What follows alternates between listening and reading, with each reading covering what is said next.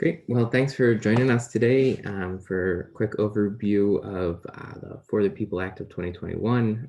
We're going to focus in primarily on some of the voting sections and some of the parts specific to higher education and student voters in particular.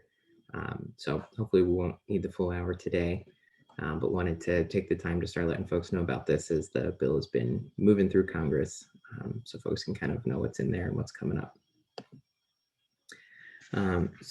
Titled HR 1 in the House, this bill was introduced and passed in a previous Congress, but we're going to be talking about the For the People Act of 2021 today. It has almost an 800-page bill. So like I said, we're not going to focus on that. We're only going to talk about Division A, which is the voting section, and we're only going to be able to cover even some of that.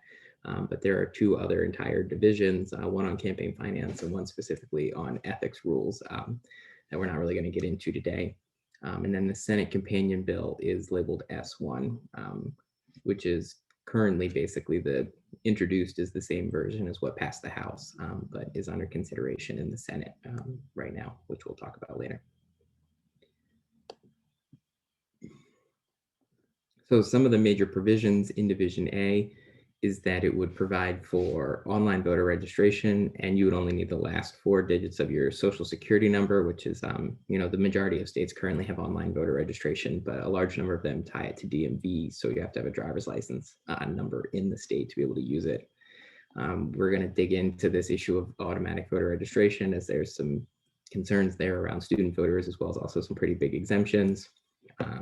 Allows for same-day voter registration, including on election day. That one got split. So election day and early voting, it allows same-day registration. It allows pre-registration at age 16, standardizes felon reenfranchisement upon release, requires a minimum of 15 consecutive days of early voting, allows for kind of no excuse or universal vote by mail with prepaid postage. And that's just like the tip of the iceberg. There are a ton of different grant programs to help states and localities kind of implement all of these things or try out new things, disability access provisions, rules around counting out of precinct provisional ballots, mandating paper ballots, and a whole slew of stuff around redistricting and implementing kind of nonpartisan commissions to engage in that activity. So a ton of stuff in here, but these are, I think, some of the big top line pieces that I wanted to kind of call people's attention to. So there's 2 main sections that really kind of dig in and have the most impact on colleges and universities. One of them is around automatic voter registration, and we'll cover that one first, and then we'll talk about the other section. So automatic voter registration really is about kind of shifting voter registration from being an opt-in system to an opt-out. So finding touch points where the government agency already basically has all the necessary information to register someone to vote, and then handling that process for them unless they opt out of it, instead of making them affirmatively do this duplicative work to actually get registered to vote, which is usually the norm and has been for a very long time in the country. We've seen automatic voter registration really kind of catch on just in the last few election cycles federally. I think about 20 states plus DC have some form of automatic voter registration now. Most primarily through the Department of Motor Vehicle, which is where the vast majority of voter registrations already happen in the country in most states. So the For the People Act would add kind of colleges and universities as what they call like contributing agencies. So like agencies that would engage in automatic voter registration within the states. It would happen for colleges and universities kind of like at the time of class registration, if the campus confirms the citizenship status of individuals. And there's an alternate process if campuses don't confirm citizenship status, but also has this weird other issue where it's sort of only with respect to students who reside in the state, or they've cleared this language up some to sort of reflect like students who are getting in-state tuition would be the only ones this would be applied to. So right off the bat, some pretty big loopholes and gaps there for colleges and universities. Obviously having to basically confirm citizenship status to even open the door to being able to provide automatic voter registration. And then only with regards to some students, especially for residential campuses who might have a large number of out-of-state students, they would not be covered by these provisions either. Additionally, because of the way the language works, there are 6 states that are currently exempt from the National Voter Registration Act because they have like same-day registration already and have since the act was passed.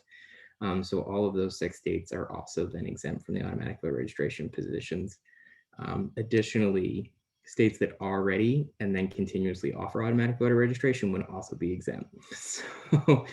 So a pretty big gap here, given that there's like 20 some states who already have AVR.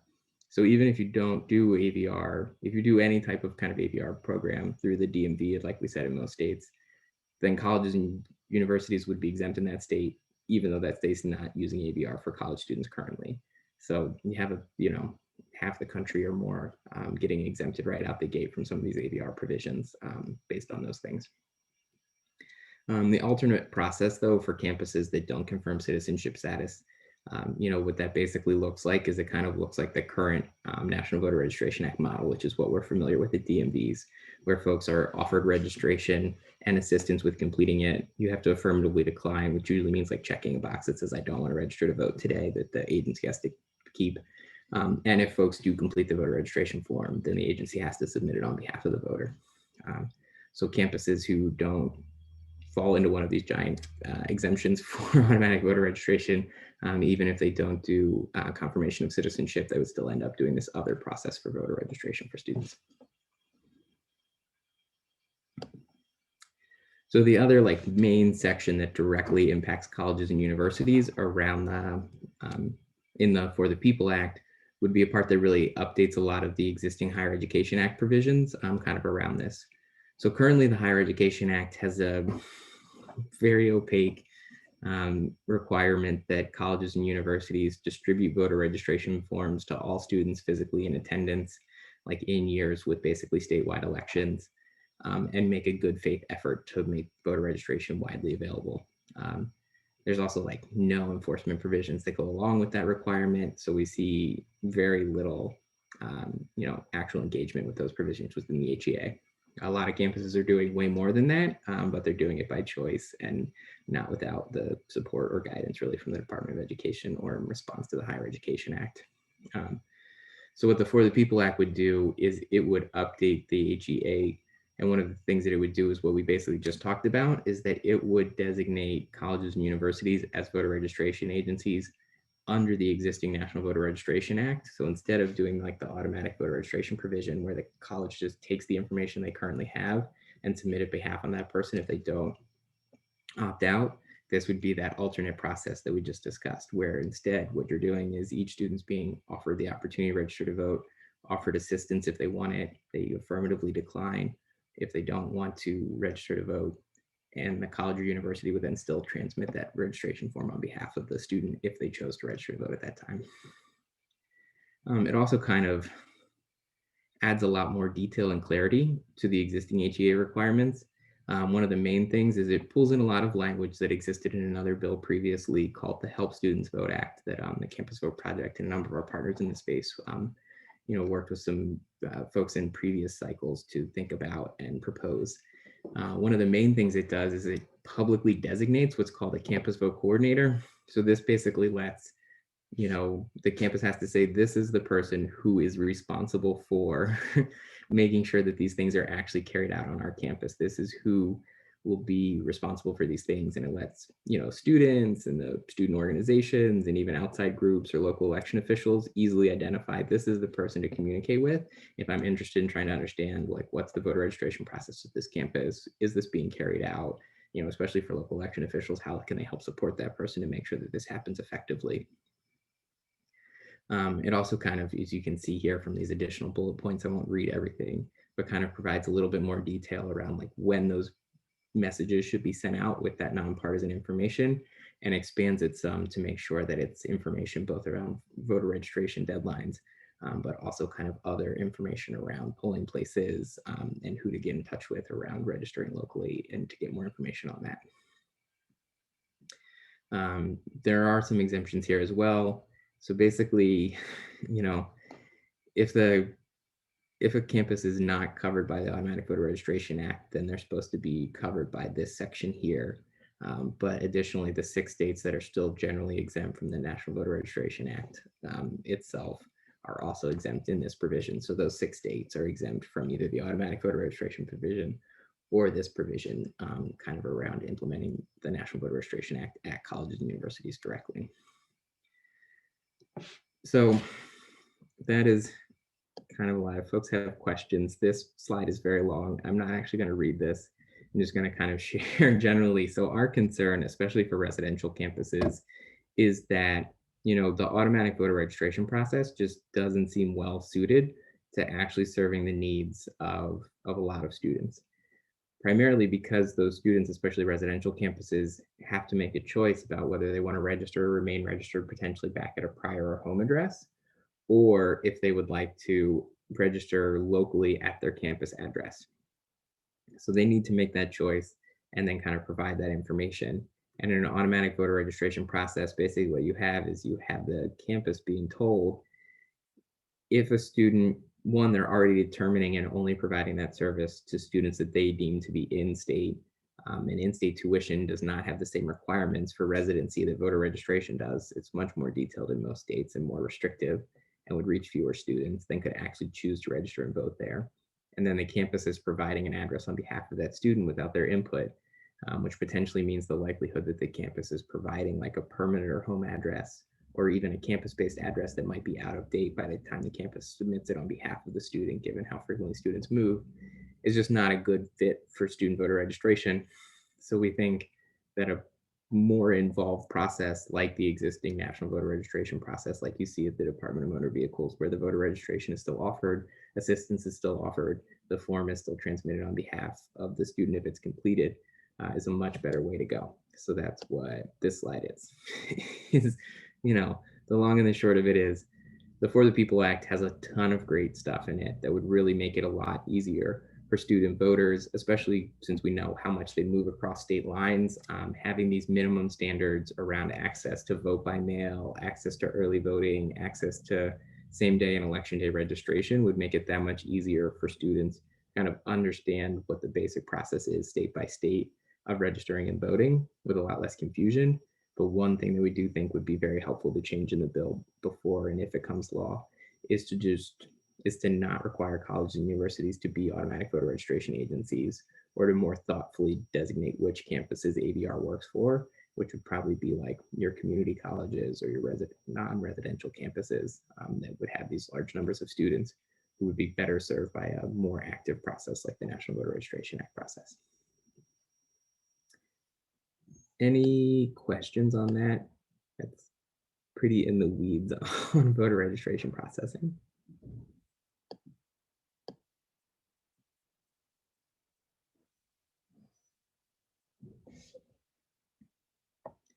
All right. If not, just kind of another point to kind of clarify here is that I think it's really interesting, you know, is that the way the census worked is it tries to take a snapshot of everyone in the country at the time that it happens, you know, which was back last spring. And pandemic aside, that generally means that every time the census happens, students are being counted where they physically are at the time the census occurs, which for the majority of students is at their campus address for residential students. So that means that these students are being counted on campus for purposes of deciding where political power gets allocated. Like that census data is used for reapportionment, which just came out, which says how many states how many congressional districts every state gets. And it will also be used in a more granular way later this year to actually do the redistricting process. So it's interesting to me that for census purposes, we're allocating basically campus communities political power by counting students there. Yet we do not always see, unfortunately, local communities or even local election officials viewing students as, you know, quote unquote, real residents or folks that should be engaged politically at their campus address. Not always the case, but definitely frequent enough that it is a problem that the Campus Vote Project gets involved in trying to support students in asserting their voting rights at their campus addresses. So one of the things included in here is this kind of sense of Congress. So not technically actual, like would not become part of the law, but would be very helpful, especially in potential like judicial cases or the assertions of like the 26th Amendment for rights of students. there is a note in here from Congress basically saying that it's the sense of Congress that basically students who attend an institution of higher education and reside in that jurisdiction, they have this choice about registering at their campus address or potentially at a home address, which is just that much more baffling to me that like Congress included this sense. They clearly understand this issue for residential college students about having to register in one of two places, but only register in one place. Yet didn't think that through all the way when it comes to what automatic voter registration would mean for those students.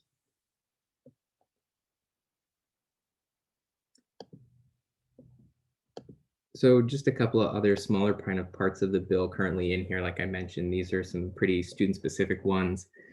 So there's a number of sections kind of that would allow the Election Assistance Commission federally to grant states, to give grants to states. This one, the first one would be towards secondary schools. So it would be to promote pre-registration, develop kind of civic engagement curriculum, and there's like specific authorizations approved within there to start this grant program up. There's also a pilot program that would provide additional grants to secondary schools around trying to get voter registration information specifically to seniors. And then this last section on this slide is the part that would allow for pre-registration at 16.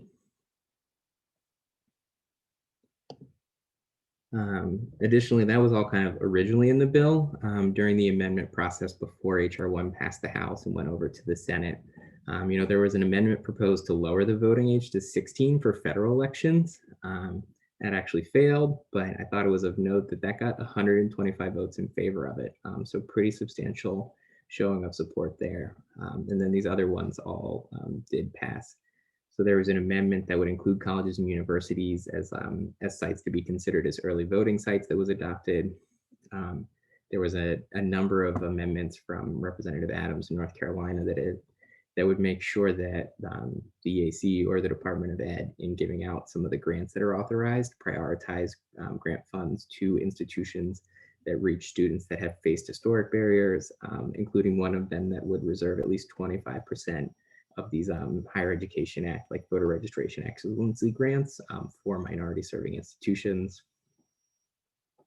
And then two more amendments that were also adopted. One that would require campuses or states submitting proposals to get grants that would help with poll worker recruitment. In a different section of the bill, they added a requirement that those proposals had to include plans for how they would do youth outreach to colleges and high schools for those grants to be approved. And then also this last part around kind of adding age as a basis on which voter challenges would be considered without merit, which is in another later section of the bill that we didn't talk about, trying to kind of limit kind of superfluous voter challenges or voter caging.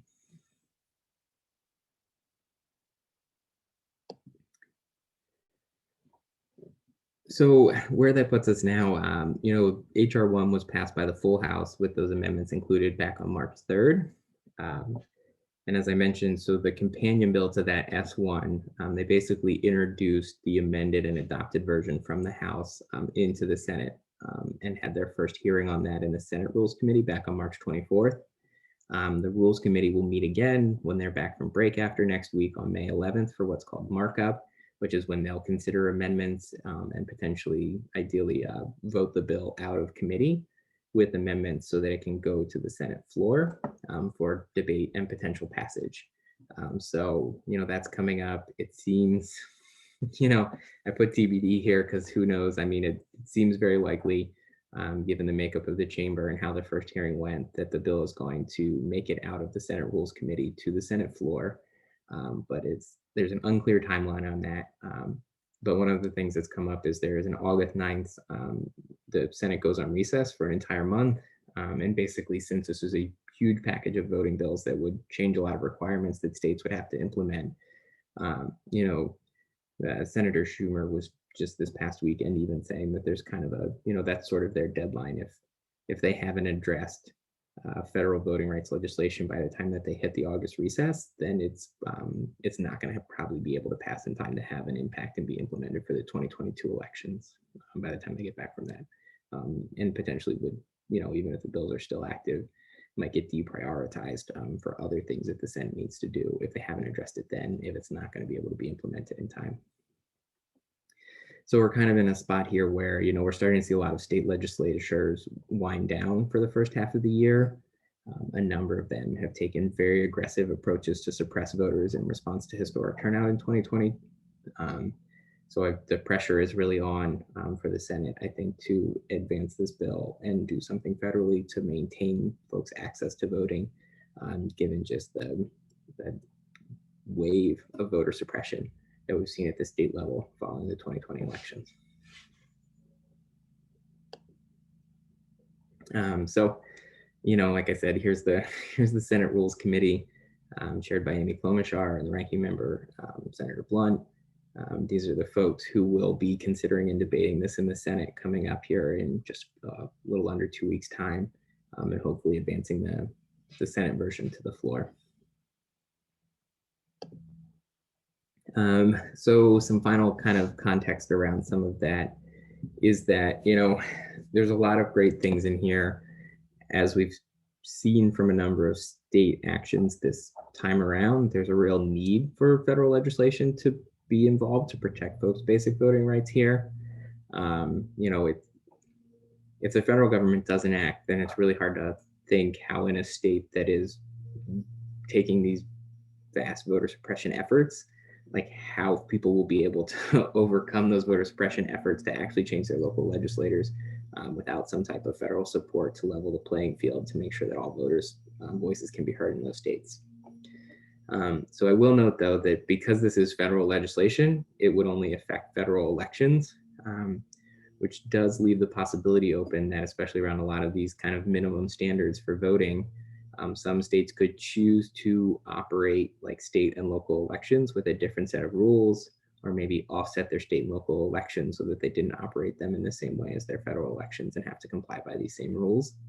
But one of the things we've seen generally is when the federal government legislates around these things, it's just so cumbersome and costly for states to do that, that the majority of them choose to kind of keep their electoral calendars in alignment and run their state and local elections under the same rules that they use for their federal elections. Another big issue here, though, is that, currently the US Senate is in a 50-50 tie. The vice president is able to break tie votes, but under current Senate rules, it takes 60 votes to overcome a filibuster, which is basically the motion to kind of close debate and actually move to a vote on a bill. So through a process called reconciliation, you can have appropriations bills can kind of circumvent that, and they can pass on simple majority votes, which is what we saw happen at the beginning of the year around the American Recovery Plan and what's being debated and might occur for some of these other spending-focused bills. But those specific rules of reconciliation only apply to those appropriation bills, so those bills specific to funding. So a policy-focused bill like the For the People Act, under current Senate rules, has to overcome a filibuster to move it to a full vote. That being said, the filibuster is not in the Constitution. It was not in the original Senate rules. It has a long history of basically being a racist tool that has prevented civil and voting rights over time and has prevented anti-lynching bills being passed for 100 years now. And the Senate could choose to change its own rules with 50 votes. So the Senate could choose to change its rules. It could amend or address the filibuster to be able to then move through some of these policy proposals. So I think that is where this is likely to go once For the People and a number of other bills that are currently being considered in the Senate start to stack up as we move into the summer over this absurd 60-vote threshold, which is just fundamentally undemocratic. The Senate's already a quote-unquote compromise that gives equal representation to every state regardless of population, which means I think if you take the smallest states, it's about 10% of the population in 20 states can elect 40 senators, which is enough to completely stall all legislation. That's 10% of the population. That's not a one person, one vote fundamental democracy. So hopefully we'll see this current Senate choose to address these rules and remove this kind of, the current filibuster. And reform that so that we can actually see majoritarian rule and democratic reforms advanced. Two last points kind of just around what it means to have this be federal legislation is that one, there are separate bills that kind of do some additional parts around this. So the John Lewis Voting Rights Advancement Act, which would revive the pre-clearance process under the original Voting Rights Act from 1965, which was probably the last expansion of voting rights we saw that would be comparable to the For the People Act if it actually passed. The Supreme Court back in 2013 basically gutted the bill by removing the pre-clearance formula, which means the protections of the Voting Rights Act for racial minorities in voting are all still there, but no states are currently under pre-clearance, so that doesn't really do a whole lot for you. So there's a bill to revive that that is also currently being considered in the Senate and the House. Additionally, the House just passed recently the Washington, D.C. Admission Act, which would grant the D.C. statehood. There's 700,000 folks living in DC without federal representation currently. They do not have any senators. They do not have a fully voting member of the Congress. And even worse than that, the federal government retains authority over DC's local government, which means that you have folks in Alaska picking senators and congresspeople who have direct authority over the people in DC, even at the local level, in addition to them having no voice in Congress. It is undemocratic and it is un-American.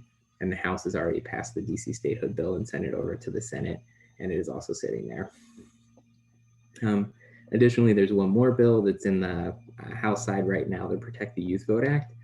This is basically relatively similar to the Voting Rights Act. It basically provides a legal framework to actually enforce the 26th Amendment and prevent discrimination in voting based on age, the same way the Voting Rights Act really provided us the legal framework that actually protected minority voters' rights.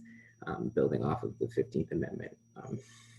So the last note here is that because this is a policy bill, even a lot of the grant programs that are in there are just authorized appropriations, which means Congress is like, we want to create these grant programs. Here's how much money should be in them, but we would actually take one of the appropriations bills that Congress regularly does for different agencies to then actually go in and allocate that funding so that those grants could actually become real. So just a weird kind of congressional quirk there as well, that like this bill would allow for the creation of these grant programs, but until they pass an appropriations bill that also includes that, then there's no money in those grant programs. Any kind of questions on what we've covered about sort of where the For the People Act is at, what's in it, kind of where it might be headed or what it might take for it to become actually become law?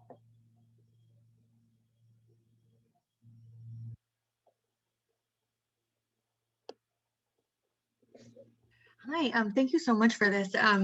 I was wondering if there are particular actions as an individual that can be taken, like phone call, like who should we be calling, right? And taking into consideration everything that you've said, or different tacks that we can take on campus, right, to help rally students to take different measures or efforts.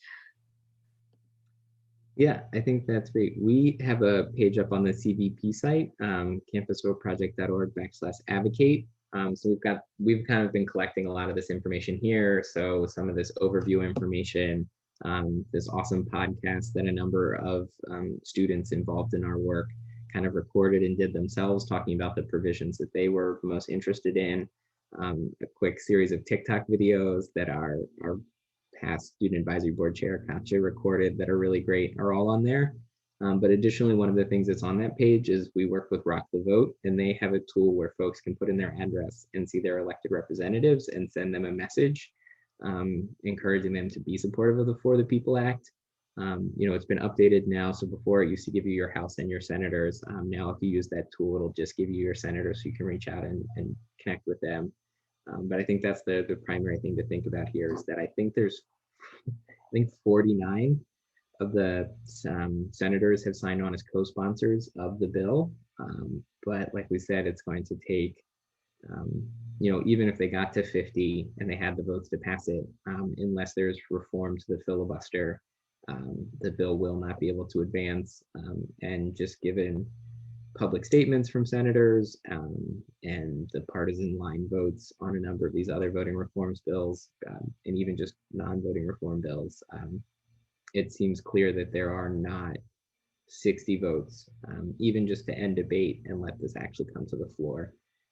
So I think that's the real thing to think about too, is that even if you're the senators that represent you have said that they're in support of the For the People Act, if they haven't actually come out in support of filibuster reform, then it won't actually matter. So I think those are kind of the two things. You can definitely use the tool, reach out to senators about supporting the For the People Act, but that conversation is also going to have to involve discussing filibuster reform.